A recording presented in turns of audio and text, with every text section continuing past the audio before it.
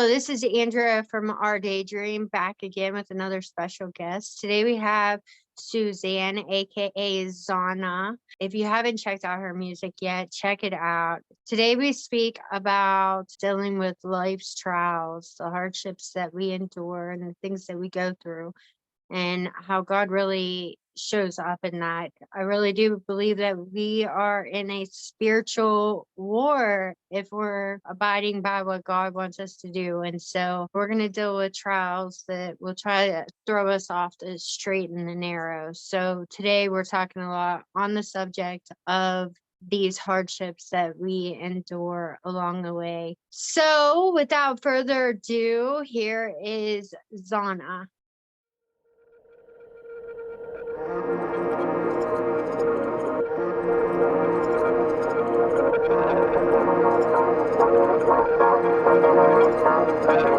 I want something to strive for, something to fight for, something to live for, something to cry for. I want something to run for, something to fly for, something to live for, something to die for. I can feel you catching up to me, Reaper. Hey, Andrea, how are you? Nice to finally be with you. So, I always like to start out with your testimony, like how you became, this beautiful Zahna today. Yeah, absolutely. So hi everyone, my name is Zahna. And my testimony, it's kind of long, it's really extensive, but I'll try to be quick with it if I can. I was born in Mexico. My whole family is Mexican. My parents are first generation Christians.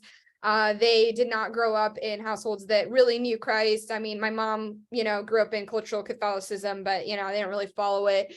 And my aunt got saved. My mom got saved because of my aunt. My dad got saved from a young age. He was the first in his family to get saved. My parents met, they fell in love, got married, had me and my sisters. My dad got a job transfer in the US. So when I was 2 years old, I moved to the United States with my parents. And it's kind of important to my story because when I was about 10 years old, I actually went back to Mexico and I became a foreign exchange student there because I kind of lost all my Spanish. So my dad took me there to relearn it all. And in that moment, since growing up in church, I still didn't really know Christ for myself. I had a lot of insecurity as a little kid. And when I went to Mexico to live with my aunt and go to school, it was a really hard adjustment for me. And I really started to understand that kind of like everything that I knew had been ripped away from me.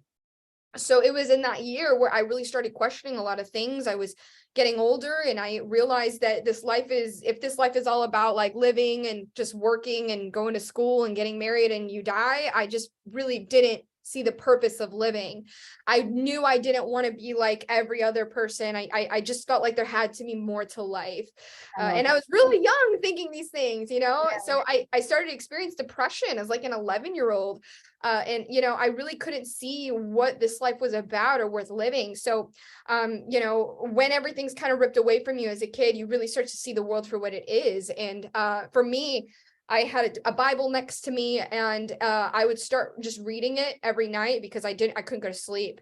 I had a lot of questions in my head all the time. So started reading the word, starting in Matthew, and I didn't even pray. I didn't do anything. I just started reading the Gospels. And I don't know why, but I started to experience peace in my heart. And the depression and emptiness started going away as I read more about Jesus and his words. And I would read how he would draw disciples to him, and he would call men and be like, follow me.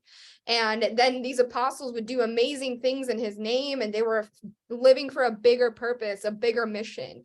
And so I started putting the pieces together, and I was like, this is what I'm looking for. I'm looking for something of value to live my life for. I want a bigger purpose. And so I saw myself as one of these apostles that, not literally I felt God calling me, but I felt, figuratively that was my heart, that I wanted to be called by God to do his things. So as I kept reading the word, I started adjusting way better. in Mexico. I was failing all my classes at first, and the next semester I started finally passing.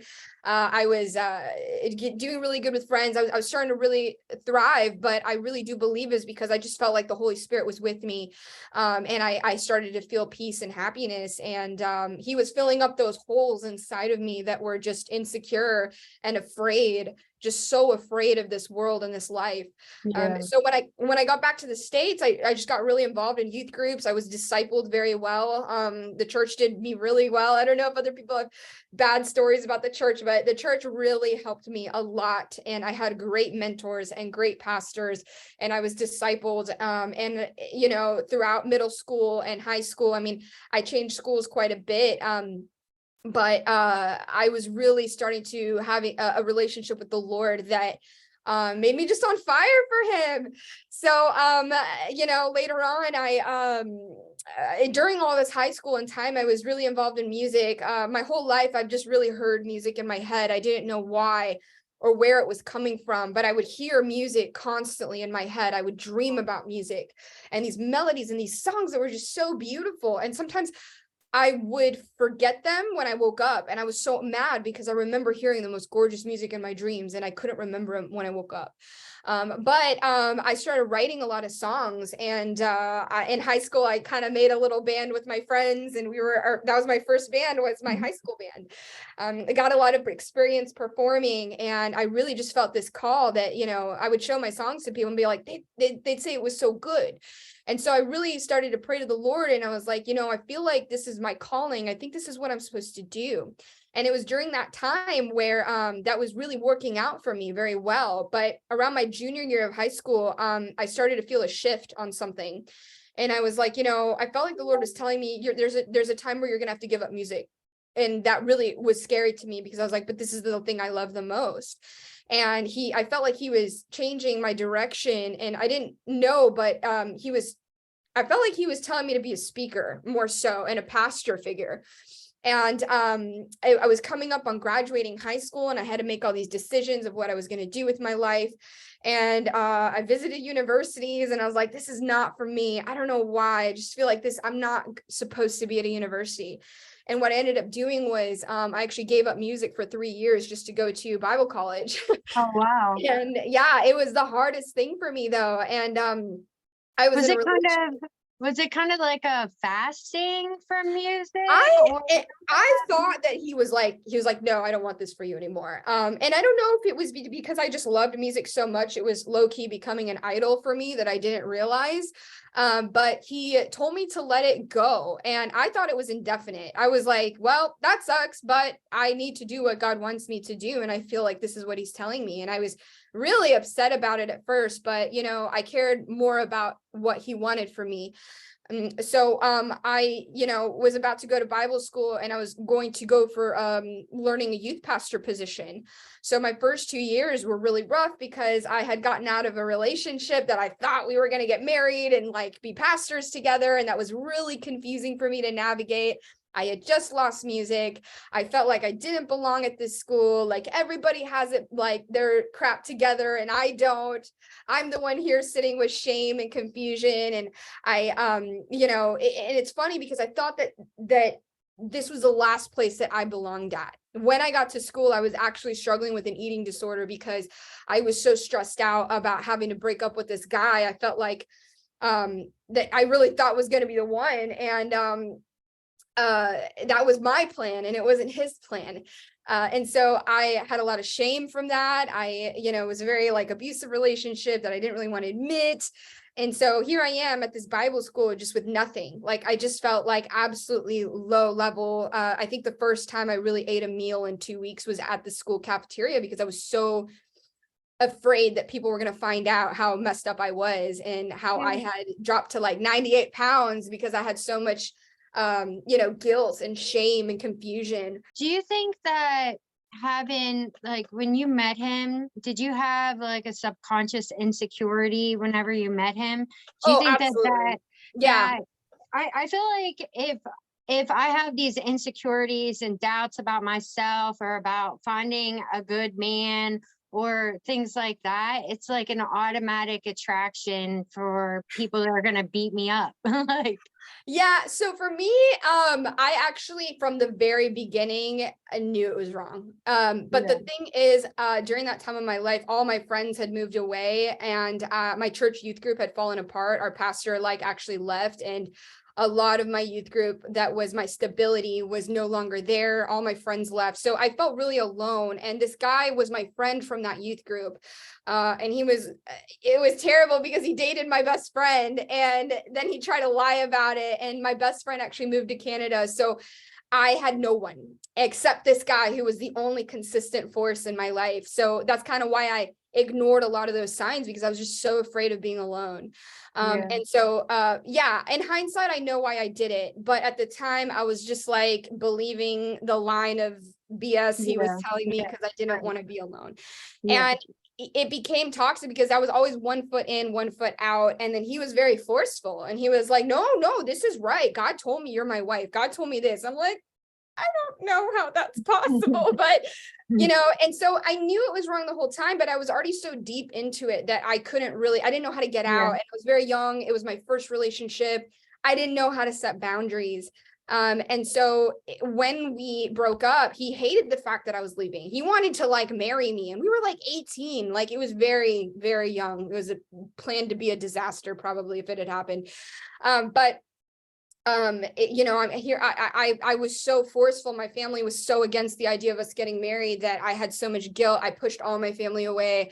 I chose this guy over my family, over my friends, over everything, because I was so afraid of being wrong about all of this and regretting all this stuff, all this time I'd spent with this guy. So it was a lot of psychological turmoil in me, which is why when we broke up, it was finally admitting to myself the truth. And I had lost my identity in this individual so much at that point. I mean, we were together for like 3 years. So it was a huge ripping away again. And God was humbling me the same way he did in Mexico. He took everything from me, everything that I loved, so that I had no choice but to surrender again. And I did. And it was horrible. It was, again, I stopped eating. I just stopped eating. I went to like 98 pounds, and I was going to my mom forced me to go to the doctor, and because I looked so sick, but I knew why. I knew it was depression, and all I did was like sleep for 2 weeks straight. I barely ate anything. And so the stress of it all, going into a Bible school where you think everybody has their stuff together and you're the only one that doesn't have your stuff together. So that's why I distinctly remember I forced myself to eat the first day at lunch because I didn't want people to know anything that I had just experienced.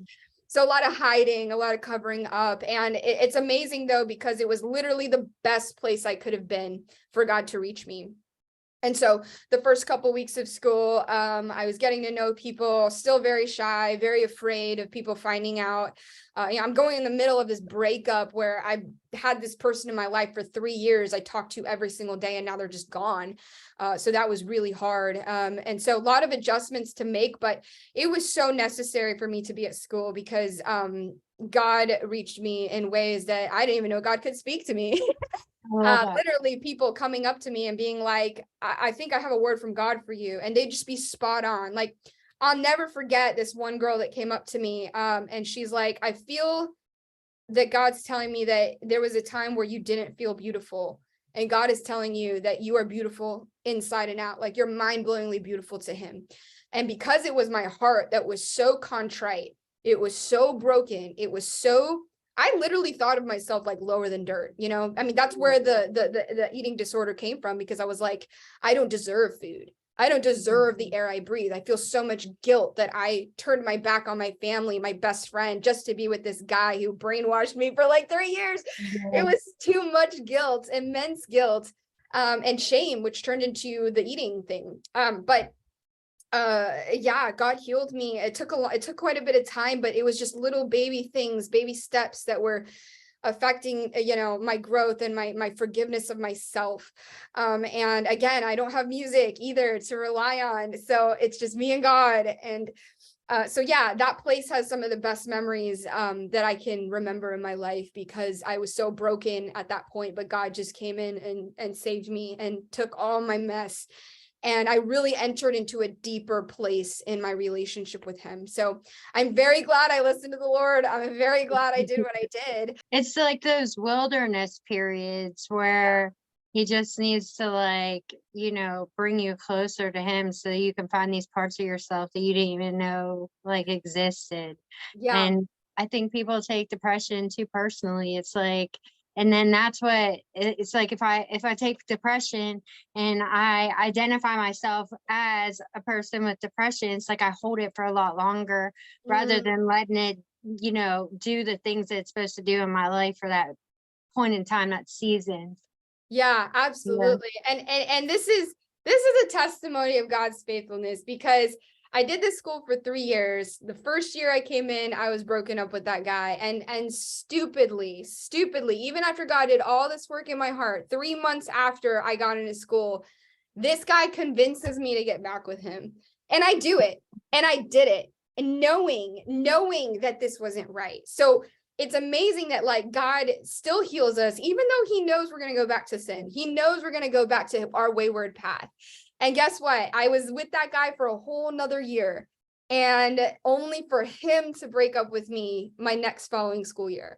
And so here I am again, my second year of school, and I'm going through this again. I'm like, why did I let this happen to myself again? And that's when it was even more, God just came in and helped. And I cried so much the first semester of my second year. I was like, dude, how could I be so foolish? Yeah. But again, God did deeper work. He already probably knew I was going to do that. And he still came and got me. He still saved me. And that was the end for sure of that relationship, because I was like, dude, no, we're never doing that again. And then that guy held me on a string. He would promise to get back with me. He didn't, talking to other girls. And it was just so humiliating, the whole thing, where I truly believe God had to let me go that low so that I truly understood this is not going to work. Because I insisted and insisted. And I was like, no, it can work, But I think that God doesn't save us sometimes from pain, because if we don't see how this is going to affect us, we will keep going back to it, and it's not his plan. I did a whole nother year. I did, 3 years there. And then towards the end, I think I did. I got a scholarship my last year. So my whole tuition was covered for the third year. And as a graduation present, my parents, they gave me just the money to go record a 5-song EP. That's And awesome. so, yeah, they were like, since we didn't have to pay your schooling, here's your graduation present. We want you to go do your music thing. And because I told him, I had so many songs because of this breakup that this was the only way to heal myself. And I wasn't going to pursue it. All I wanted to do was just write a couple songs about it. And it started because one of my teachers actually had me perform for the youth camp that we worked at. And this is like a massive camp. Like it's a big deal. Like we have thousands of kids that come. And he was like, listen, I have an opening for the performance part of camp. Would you like to play? And I was like, oh my God, someone's asking me to do music again. Like, this is really cool. So it was then where I was like, you know what, I should record like 2 of these songs. I went and recorded those 2 songs with my own money. And then my producer that worked on them was like, yo, this is really good. Like, what are you planning on doing with this? I was like, I don't know. I didn't know they were going to come out this good, dude. And so after that, that's when I talked to my parents. I was like, look, I'm not pursuing music, but I need to heal myself. And I wrote these songs about this breakup. I wrote these songs about myself and my pain and agony. And that's when they gave the money. But it only happened because I got that opportunity. And afterwards, that's when my producer was like, these songs are really good. I really hope you do something with them because you're really talented. And so after that, I felt this switch in my heart. And I was like, I don't know if I'm supposed to be doing youth pastoring, because I'd been interning for like 2 years and I loved it. But it was like the last semester of my schooling was like something shifted spiritually. And I was like, I was praying a lot about it because I was like, this doesn't make sense. Why would God tell me to let go of music? And then all of a sudden I'm getting like these opportunities, and the music I'm making is actually really good and people believe in it. And so I was playing a video game at the time called Legend of Zelda Twilight Princess. And in the game, there's a character named Ilya. And as I was playing the game, I was like, Ilya is a band. I swear that's a band that's like an all-girl band that I used to listen to in my youth group. And I looked them up, and the first thing I saw was that they were looking for a new singer. And I was like, Wow, that's what? awesome. They were trying to audition new singers. That's And incredible. and I was like, dude, you have these songs. Maybe they'll take the album that you just did, the EP, and release it under their name and you'll just be the new singer of that band. Like, everybody wins, everything works. And so I reached out to them. We set up a couple meetings, some audition stuff. And I kind of did it as a joke at first. I was like, this is not going to work. Like, if this works, it'll just be hilarious. And I even told my roommate that. I was like, it's just a joke. I just want to see how far I would get if I did. And then eventually we hung out, we really hit it off, and they offered me the position, and they listened to the EP, and they're like, yeah, this is good. We should do this. And so I'm about to graduate, and I have a new band. Literally, they have tour ready, everything. They have all the equipment. They have all the sources and the resources we need to get this music out in ways that I could have never done on my own. And then all of a sudden, I have a national tour already booked as soon as I'm graduated from college. That's So it was like, incredible. boom, boom, boom. Just like, here's everything that you gave to the Lord. Here it is back. And it was like, are you sure this is your will, God? I was like in the prayer room all the time praying about this. I was like, I don't want to disobey. I don't want to bring this back into my life. And weirdly enough, I just felt like it was time. It was okay. And I was really scared, but I was like, all these things are happening. I'd be kind of dumb to not take this opportunity. I don't feel like a heavy no from the Lord. So I just did it. I did it. And I was in that band for 3 years. We ended up disbanding, and it was kind of a rough disbandment, but I truly believe that was kind of my entryway into music, the way I'm doing it now. So it may have not, and in my eyes, it was gonna be like my forever band, and it ended up not, but I went through so many more experiences throughout those 3 years that I was like, you know what, no, I'm not gonna give up. I'm gonna go ahead and do a solo project. I'm gonna be Zahna now. And that way I have, more control over the product and the music and the creativity behind everything. And so I filed that name in 2017. And I was kind of at the same time going through a diagnosis of basically what happened was the last year I was touring with this band before we disbanded. A couple of people that I knew died very suddenly, and it really shook me to the core. And I hadn't been to the doctor in like 10 years because I have like this high phobia of going to the doctors. And that really shook me. I was like, I had just met who is my now husband, and I was dating him at that time. And one of my friends from high school, she ended up just getting a blood clot in her lungs randomly, like a month before her wedding. Before her wedding, and she died. And that really shook me. And I was like, you know what? I think I just met the guy I'm going to marry. And I don't want that to be me. So I'm going to go to the doctor, get myself checked just in case. And I did. My sister's a doctor, so she made it a lot easier for me to go and get checked. I felt way more comfortable with her. And so I do my blood work, and she calls me and she's like, you need to come back because some of your blood work looks really weird. So I went back, and same result, blood work still came out weird. And she's like, dude, your blood work is basically saying your kidneys are like super damaged right now. I'm like, my kidneys? What? I don't feel bad. I feel fine. Like, what are you talking about? Well, it turns out my kidneys were extremely scarred and damaged, and I had to go see a nephrologist because they didn't know why. It took them 6 months to diagnose me, but it turns out that I have a genetic mutation that doesn't produce a certain protein that my kidneys need to break down toxins. So over time, the toxins just build up and do damage to the kidneys. And I was already at the point where my kidneys were really scarred, and they're really bad. And kidneys are such a resilient organ that you don't really feel bad unless they're like about to fail completely. Yeah. And so it was really fortunate we caught it in time. I mean, like, man, like, imagine me just doing my due diligence for peace of mind, and then being told that I do have a condition. Right. And it was caught right on time. Right on time. Seriously. Had I not met my now husband at that point, had I not gotten scared enough to go to the doctor, like, I would have been sick and not understood why, and it might have been too late. So while that happened, that's when my band was breaking up due to this management team that we had was terrible, that just did a lot of chaos in our band. We broke up at the same time. I'm going through this health crisis, not understanding that, like, dude, I'm literally gonna die soon. Didn't know that. And so all these things in combination really made me just get up and fight. And I was like, no, this can't be it. This can't be the end. I worked too hard to get here. God, why would God bring me here if I was just going to die? Like, none of this makes sense. And so I got I got angry, like Latinas do. They get angry and then they try to come back and show up, Yeah. And so if anything, I just felt like, dude, I'm in the fight of my life. I have to, I'm being told I'm going to need a kidney transplant one day. My band just fired me. Like, what is going on? And so that's when I filed the name Zahna, and I was like, I'm going to continue. I have too many stories to tell. I'm not done yet. I need to heal myself. I just went through a bunch of chaos. I'm very broken individual right now. And I need to write. That's what I always do when I'm hurting. I need to write.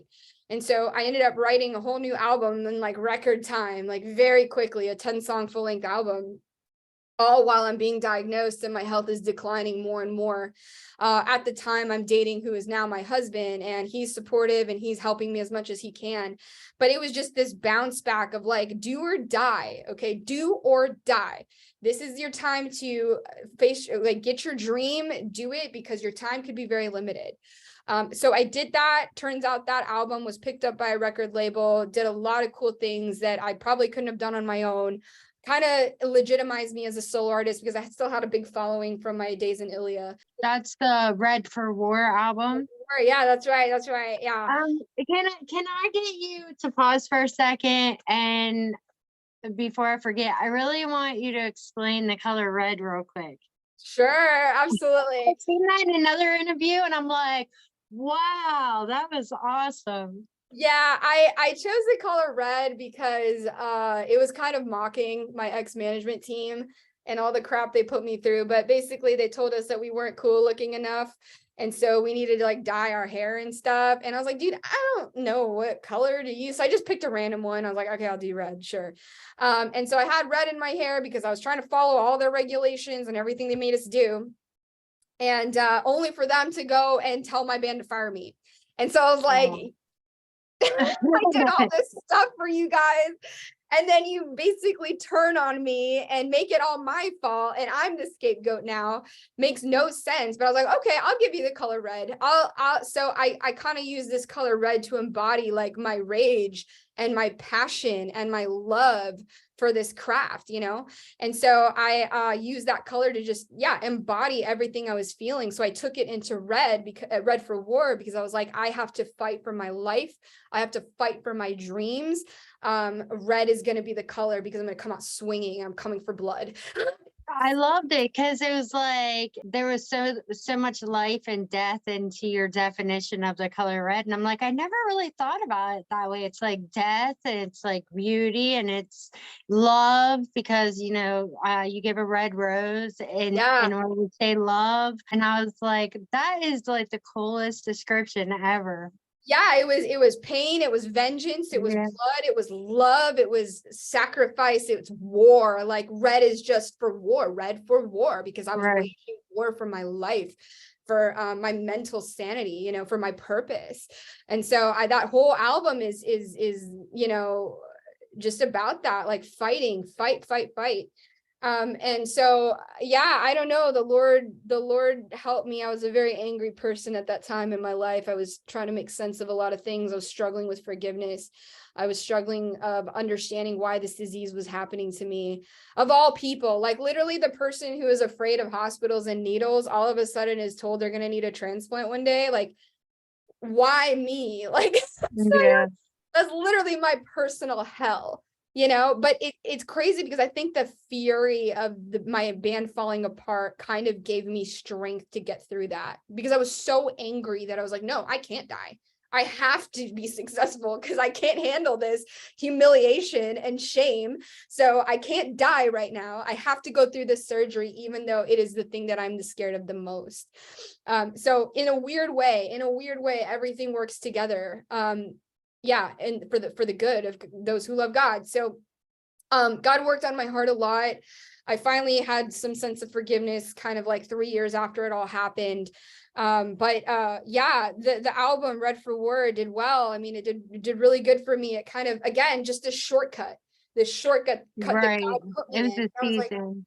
yeah. And I was like, okay, clearly I have to be on the right path, because this doesn't happen for artists. Okay. This Yeah. doesn't happen like this for anybody else. And Right. so I really just was like, God is with me, even though I'm a flawed individual. I definitely had a lot of anger. I do not condone that. But somehow he still used me. Right. I feel like over the past year, it was like God had called me for a couple years to do what I'm doing right now with the Our Daydream podcast. But I was just like, meh, no, and I wasn't as obedient as you were. I kind of was putting it off to the side. So last January, I couldn't run from it no more. There's people coming to me wanting to get involved in it and everything. And so I started, but it was like as soon as I started it, it's like my desire on my heart more than anything is to be free.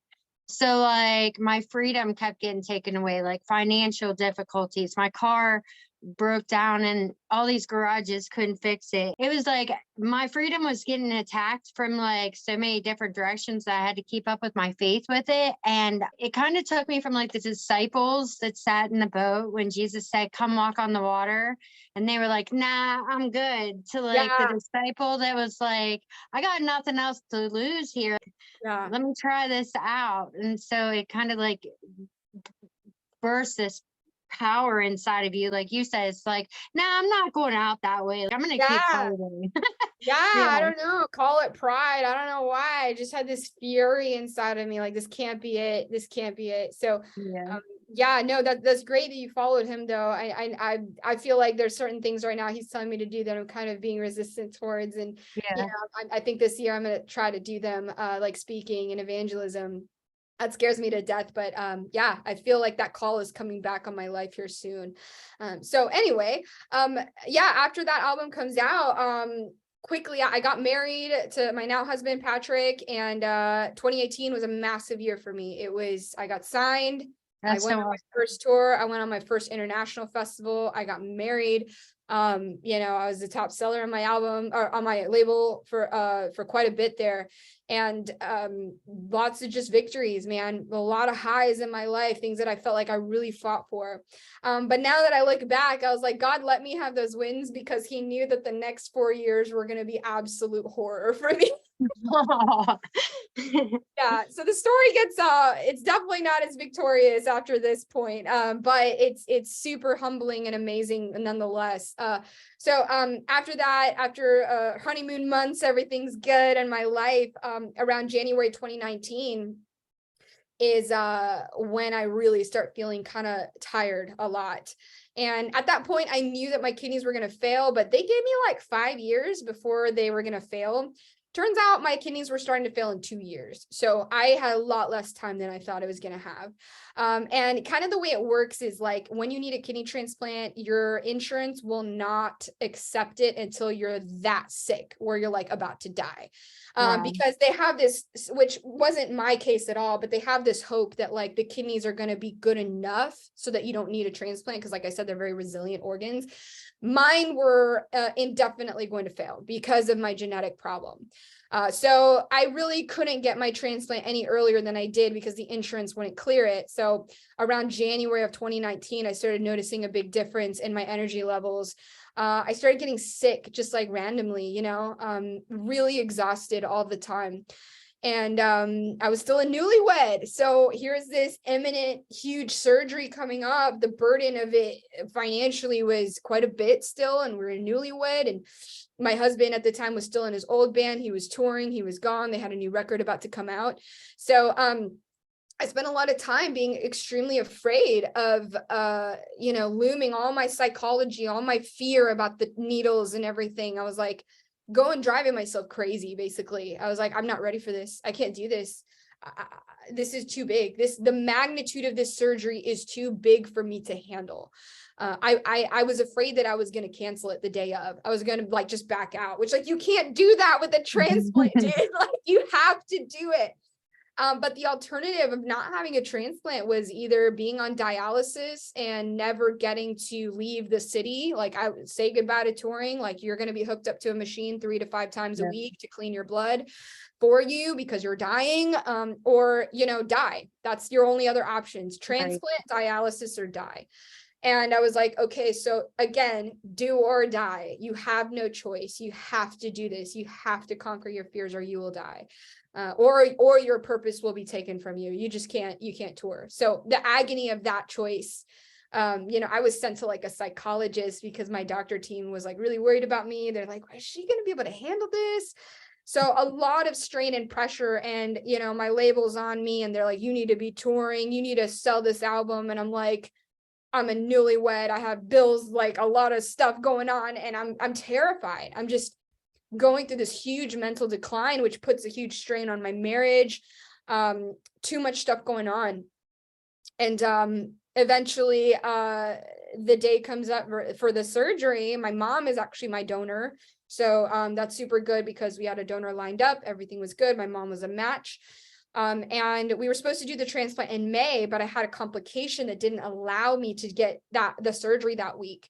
And so it got postponed a month. And in that month, oh my God, I felt so sick. I declined very rapidly in that 1 month. And so a lot of turmoil again.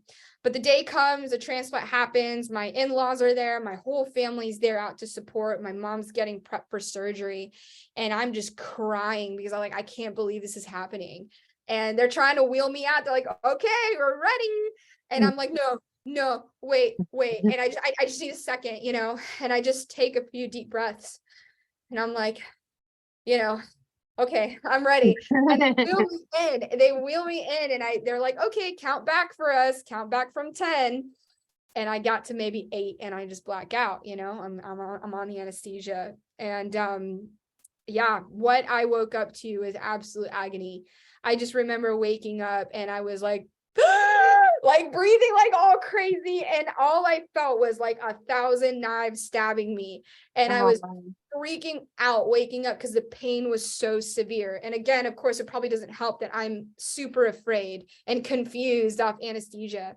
And so it's a very difficult thing when I wake up. All the doctors and nurses are freaking out. They're like, subdue her, you know, sedate her, do something. That is scary. Yes. And my husband like starts crying. He has to like walk out of the room and can't see me go through this. My sister's there because she's a doctor and she's like trying to tell them what to do because she knows me. She knows how I am with all this stuff.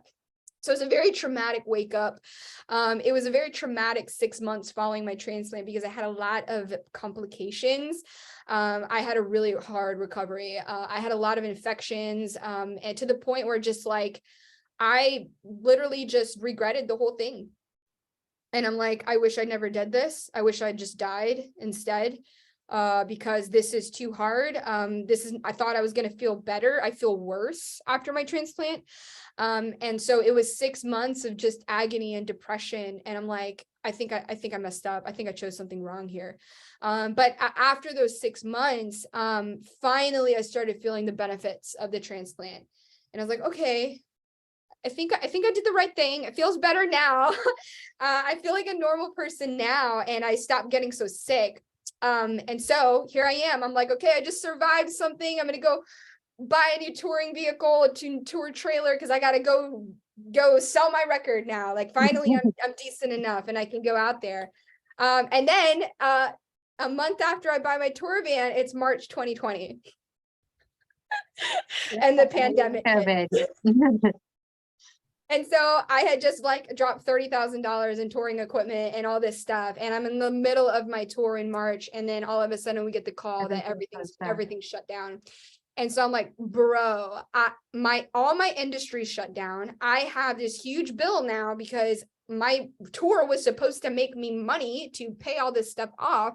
Now that's canceled. All my side jobs and work are shut down. I can't make money. Thank God the government gave stimulus for people whose industries were destroyed. But the mental agony and the pressure of not only being immunocompromised person because of all the transplant medications I have to take. My health insurance is extremely expensive at this point. My my music thing is just impossible to do anything on, and I have huge bills because of it. So I'm getting slammed with all these financial concerns. And my marriage is already on the rocks because I went so crazy that year. And so it's a lot of turmoil and agony. And I decided to part ways with my label. There was things that they were doing that I wasn't crazy about and like. So now I'm independent. Now I got to foot the bill for all my own stuff. And so it was just absolute chaos.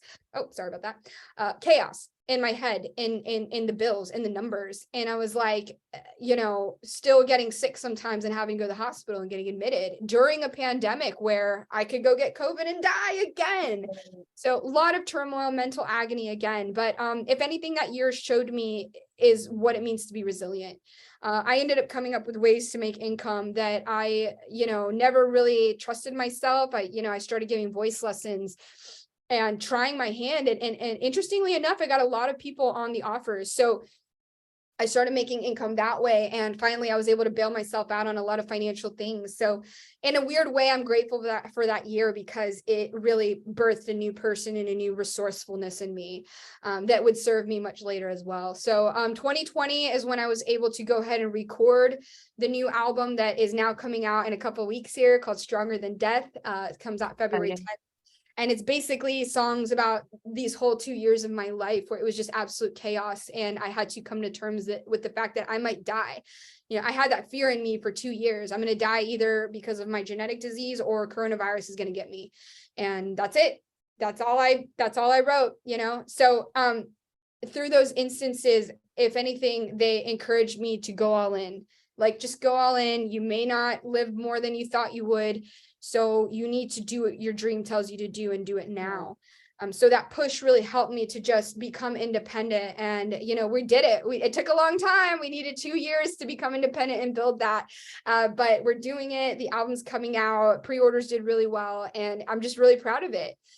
So yeah, that's kind of the rundown of Stronger Than Death, my new album, and all the events that inspired it.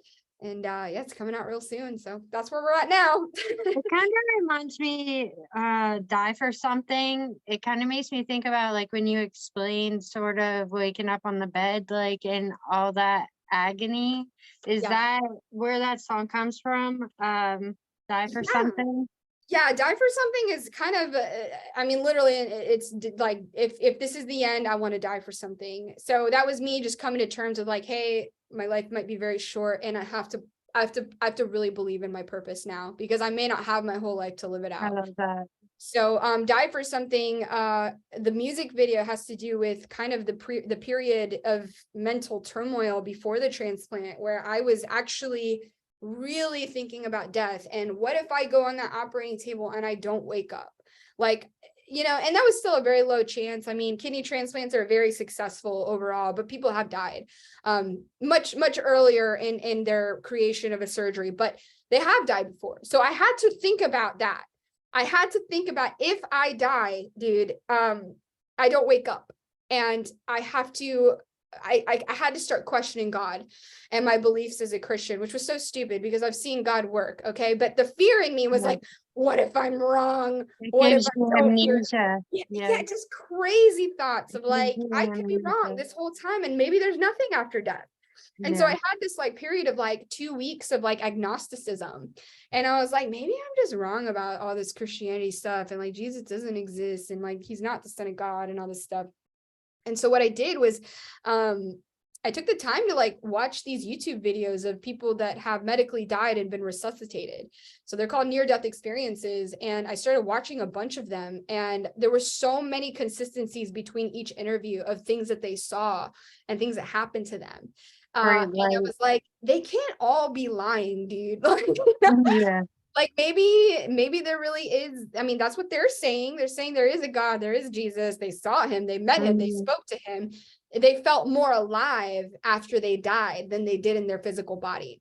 And I was like, so I just heard a story about that a couple weeks ago. It wasn't on TV or anything. It was a man that speaks at an organization that I go to. It was one of his friends that had just Wow. went through that too, and he didn't believe in God at all. And then Wow. he had that near death experience. And the guy that spoke at the ministry was like, I went to his house. He's like, I believe, I believe, I believe, I believe. So Wow. yeah, Yeah, and so that was a huge turning point for me. I was like, okay, maybe I'm not wrong. Everything's good. But I mean, you just have to understand the chaos that was in my mind. So like that much fear causes you to question the things that you know are true. And so the whole video for Die for Something is like based off of a near-death experience. I've never had one, but if I had one, I kind of wrote the story to be like, what would happen if I had one? And so that was important for me to do a video about, because that is what kind of brought me back to faith. And I realized that, you know what, I may not have that much time on earth, but my life does matter. And what I choose to do with it matters while I'm here. And so that's kind of why in the video you see me go back to my life. You see me open the door and return back to my life, because I understand now that the things I did had weight in the physical world. And I believe every single human being has importance, and their life is very important to the world, even if they may not realize it. So Jordan Peterson says, every time you decide to quit, you don't understand the impact that your absence would leave.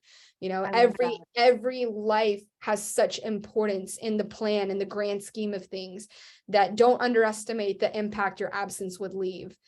So very important to me, because there's a lot of times I just thought about ending my life because I was in so much physical pain, and my life was literally in shambles. I had no idea I was going to pay things off. And it was just every day with pain, with a new cycle of just working to death, man. I would work myself to death just to pay for these medicines, that it just felt like a cycle of working to live, live to work to I live, hate live to those. work. Yeah, I hate those seasons. I hate them. And I just got out of that cycle, because for a long time it was like our expenses are just so high. Like we just I can't afford to be sick. And you're And creative as well. So it's like, it's kind of like putting, prison walls around yourself when you can't like actually enjoy your creativity at all. But oh you're yeah, I was a zombie for a yeah. year or two. We had so much instability, in 2021, when the government took away help for people that were in our industry, man. 2021 was actually harder for us than 2020. Our van catalytic converter got stolen. We had to leave our apartment because we didn't feel safe there anymore. We got out of it. We were kind of drifting. Like, me and my husband were with my parents for 3 months. Then we went to his parents for 3 months. We're trying to figure out what city we should be in. Should we move to Nashville? Should we stay in Texas? Like, so much instability, so much stress, so many problems with finances, and just fear because of the world that's still shut down, basically. But now it's shut down with no help, no government help this time. And so it was very scary time. 2022 was pretty rough too. We had bearings by then, but it was still very tough to crawl out of the things that had happened to us and the blows that we kind of went through. But that was a lot of artists, a lot of musicians. Their lives were wrecked because of the pandemic financially. I talked to a lot of artists on here that were like, we started up this band in 2019, or the beginning of 2020, and then Yeah. I'm like, I don't know, it seems like there's a lot of bands starting up at that time period. Like there was a preparation period for a change. Yeah, and Yeah. I'm so grateful that my kidneys failed earlier than they thought, because I would have had to deal with being that sick, and the transplant maybe being postponed or canceled because the pandemic, and they're not doing surgeries on people. Oh yeah, or So you couldn't have your husband in there with you, or your family. yeah, oh my God, it would have been That was so terrible. sad. It would have been awful. So I'm very grateful. And it was literally, and then I had the transplant, and it was 6 months of complications. So I can't imagine if it was 6 months of going back and forth to hospitals during coronavirus pandemic. Yeah. So dangerous. It's so dangerous for an immunocompromised person. Like, I could have died if that happened. So in the midst of all this chaos, I still saw God's hand moving and orchestrating things. And I think a lot of my mental pathways kind of changed into a deeper traumatized person. And I Yeah. feel like he's working on that with me now. He's getting rid of the survivalist instincts that I had to create for myself to survive. He's reinstilling peace and stuff. But yeah, it was very hard times. So I needed that 2018 to get through this. I definitely Right. did. I like literally can relate so much because it's just nonstop trial, trial, trial, trial, trial. And then I got in August a colon cancer scare. And I'm like, God brought me this far. And it's like all this stuff bad keeps happening. I'm like, God, where'd you go? And it broke my heart more than anything. It felt like God just like abandoned me here after he had brought me so far. And then he just like left me there. And it felt like my whole world was just falling down around me. And it did like make me quicker to bounce back in my faith after the year went on and each trial would take place. I get mad or heartbroken. And then, I'd realize it's like I could feel this or I could give this to God, and I would keep doing that. But every time you did it, something else would happen like the next Yeah. day. And Yeah. I was just like, and even now today, I have this like doubt that gets in my head, like maybe things aren't going to work out. Maybe, things are going to continue to get worse. Like maybe God's not going to show up in the way that you think that he's going to show up. And he's the God, like he's allowed to make things get worse. So I'm just like, Yeah. how far are we going to go with this? Like, how far are we going to keep going with this? Like, and it's really scary because I was an atheist for 17 years. It's easy as an atheist.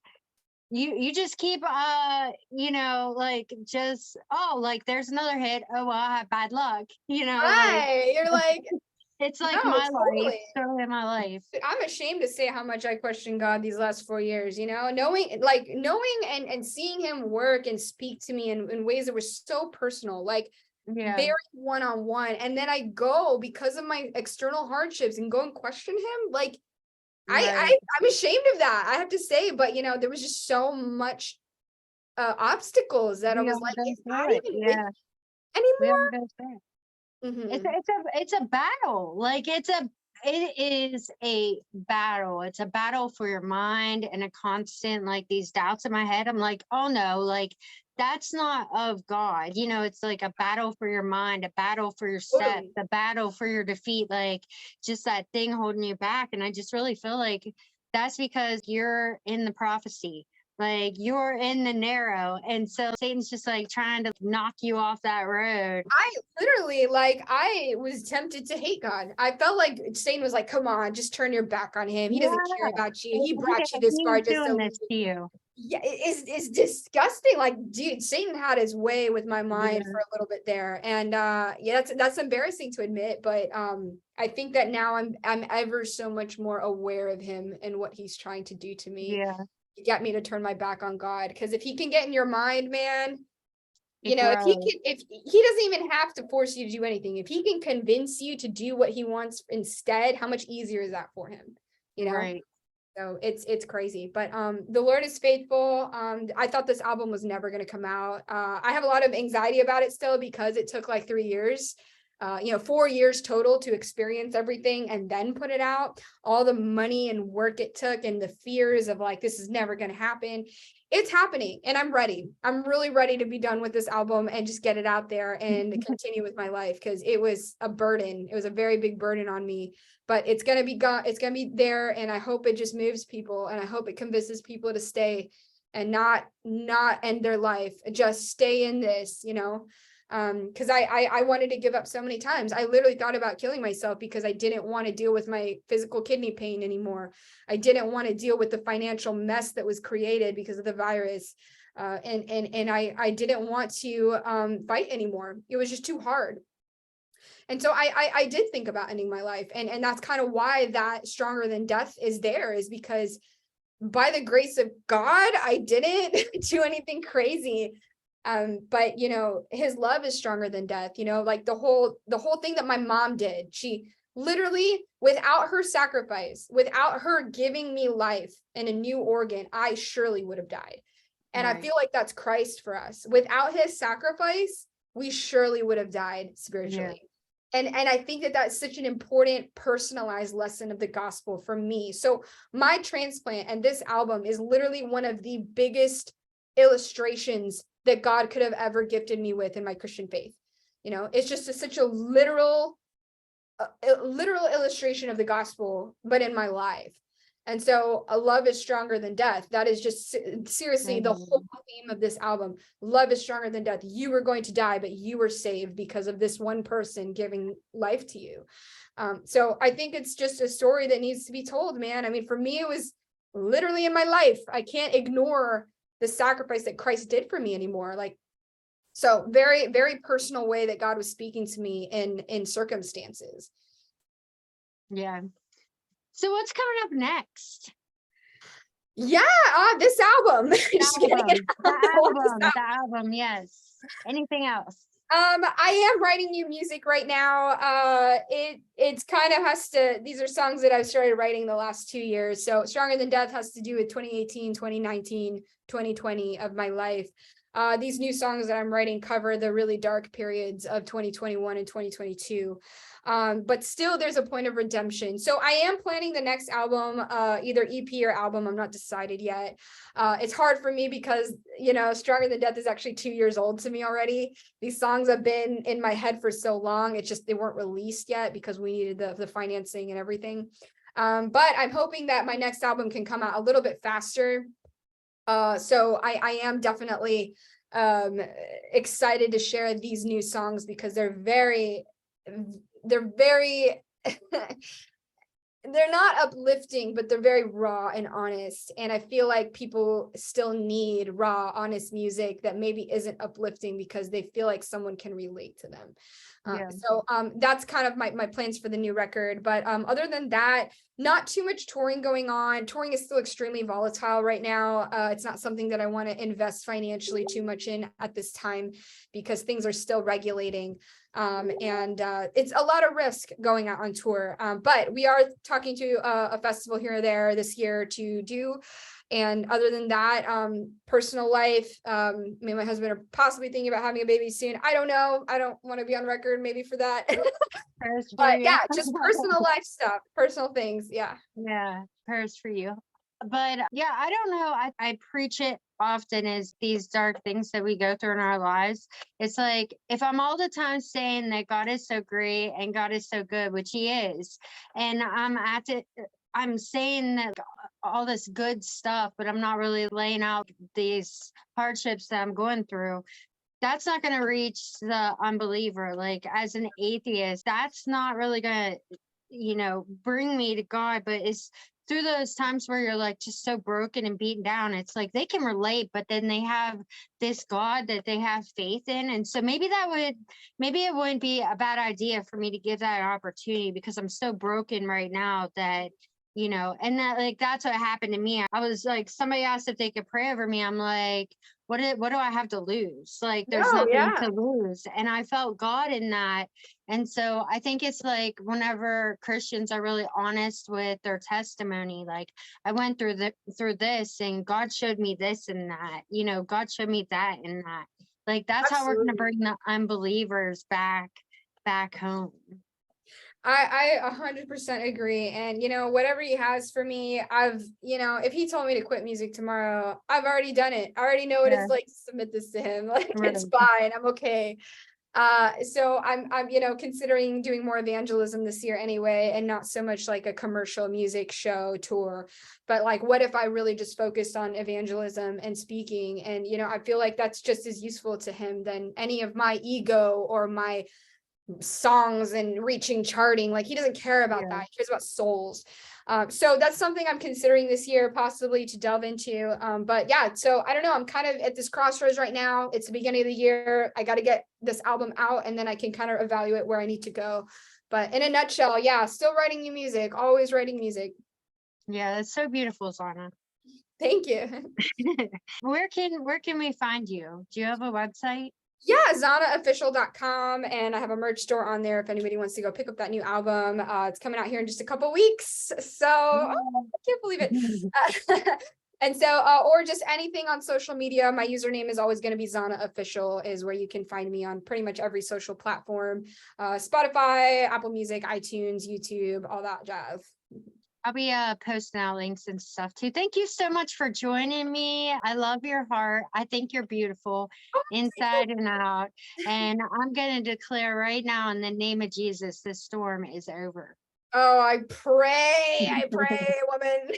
Like, I'm done, Lord, please. I need rest. Please let me rest. Right. It's over. Oh, yes. No, and it's funny. I had somebody else tell me that too. They were like, I don't know why I need to tell you, but get ready for easy. And I'm like, I'm scared to believe that because it's been so hard. Right. And so I just pray that God keeps me consistent in my faith with him. I pray that all this darkness leaves soon, man, because I'm ready to have positive songs again. I really am.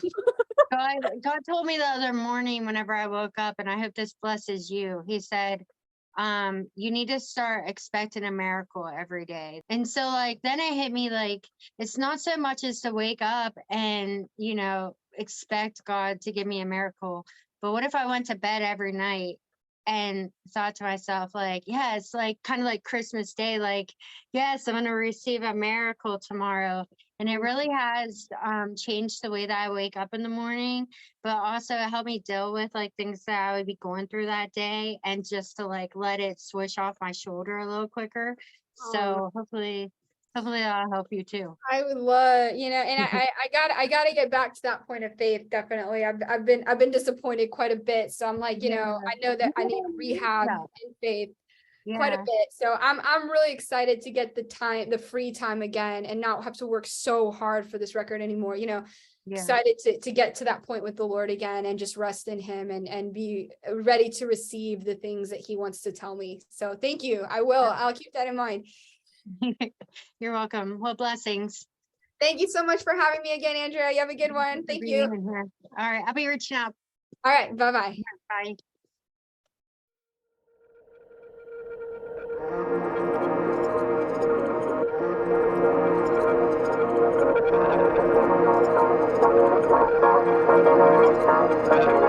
I want something to shine for, something to fight for, something to live for, something to cry for. I want something to run for, something to fly for, something to live for, something to die for. I can feel you catching up to me, Reaper. I know you wanna deny my destiny, Reaper. You won't steal another second of my power, my passion, my love. I'm sorry, but this just isn't meant to be, Reaper. I got something to shine for, something to fight for, something to live for, something to cry for. I got something to run for, something to fly for, something to live for, something to die for. I got something to shine for, something to fight for, something to live for, something to cry for. I got something to run for, something to fly for, something to live for, something to die for. I got something to shine for, something to fight for, something to live for, something to cry for. I got something to run for, something to fly for, something to live for, something to die for.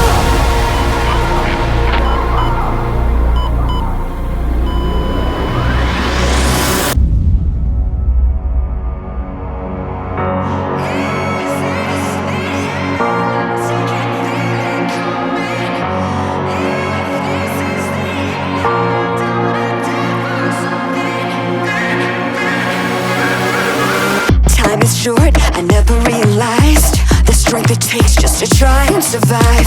Although I'm sick, although I'm broken, it's your power in me that defines this moment.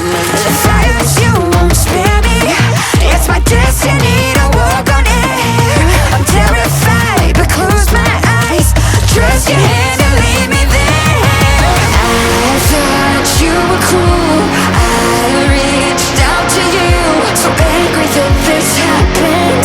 My heart was so confused, but all this time your will was that I rise to understand my purpose.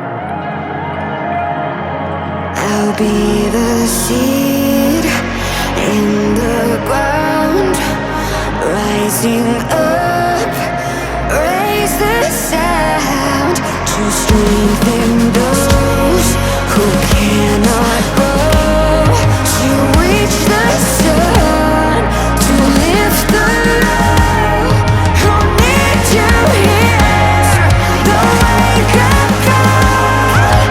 Death is coming for us all. One for all for you.